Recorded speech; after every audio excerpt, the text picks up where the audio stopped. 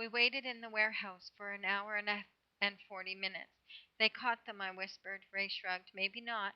Maybe they saw their chance to get away and they took it. A protest rose to my lips, but I swallowed it. She was right. If they had the opportunity to escape and no easy way of alerting us, I'd want them to take it. I lifted my numb rear off the ice cold cement. We'll wait here a bit longer, then we'll go. If they got away, they'll hook up with us later. Ray shook her head. I wouldn't count on it, Chloe. It's like I said, the way they act, the way they behave, it's always us against them, and us means the two of them. No one else, except maybe that missing dad of theirs. She shifted into the crouch. Did they even give you any idea where they think he is or why he hasn't come for them? No, but I'm not arguing, I'm just saying. She crawled to the opening and peeked out. It's like last year when I went out with this guy. He was part of a clique at school, the cool kids. She added the quotes with her fingers. And sure, I kind of like getting to hang with them. I thought I'd make me one of them, only it didn't. They were nice enough, but they had been friends since like third grade. Just because I had an in didn't mean I'd ever be one of them. You've got those superpowers. That gives you creed with Simon and Derek, but, she turned my way, you've only known them for a week. When push comes to shove, their first priority is each other. I know that, and I'm not saying you're wrong, just. Simon's nice to you and all. Sure, I see that, but. She nibbled her lip, then slowly lifted her gaze to mine. When you were back there looking for Derek, it wasn't you Simon was worrying about. He didn't even mention you. It was all about Derek. Of course he was worried about Derek. Derek was his brother. I was some girl he met a week ago, but it still stung a little that he hadn't mentioned me at all.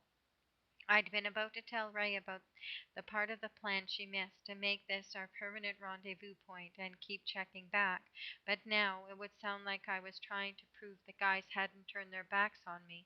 How pathetic was that? I still thought they'd come back after things died down. It had nothing to do with whether Simon liked me or not. They had come back because it was the right thing to do, because they said they would. And maybe that makes me a silly girl who's watched too many movies where the good guy always comes back to save the day, but is what I believed. That did not, however, mean I was sitting here like an action flick girlfriend, twiddling her thumbs waiting for rescue. I might be naive, but I wasn't stupid. We'd set a rendezvous point, so there was no need to stick around any longer.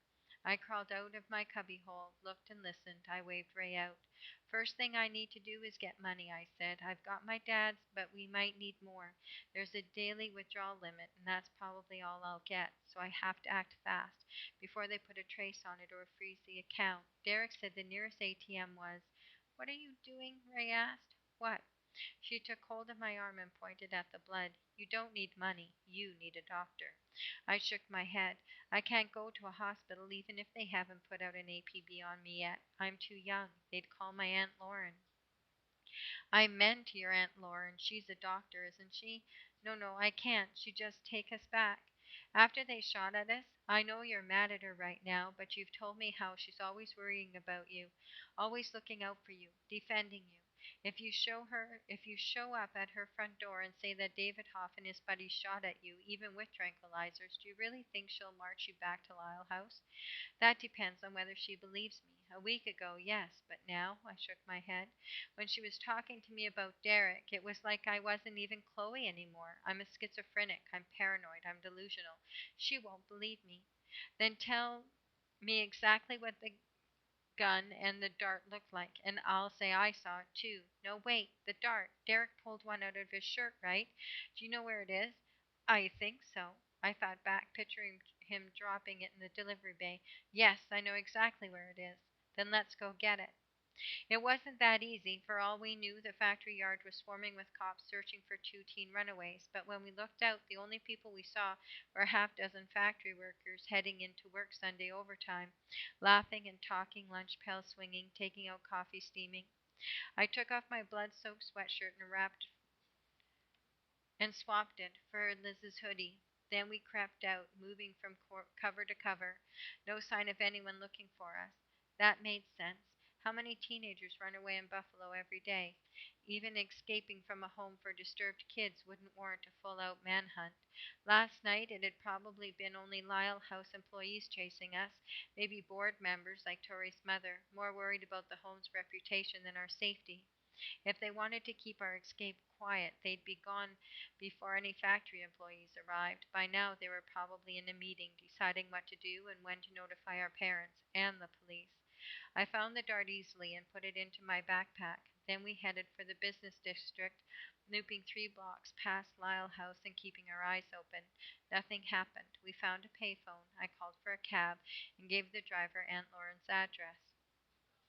Aunt Lauren lived in a duplex near the university. When we walked up her steps, the Buffalo News was still there. I picked it up and rang the bell. After a minute, a shadow passed behind the curtain. Locks clanked and the door flew open. Aunt Lauren stood there in a short bathrobe, wet hair. Chloe, oh my God, where? She pulled the door open. What are you doing here? Are you okay? Is everything all right?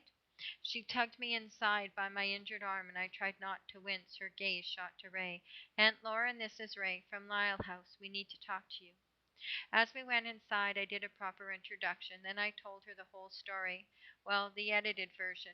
Very edited, with no mention of zombies, magic, or werewolves. The boys had been planning to run away, and they'd invited us. We had gone along just for fun, to get out, goof off, then go back later.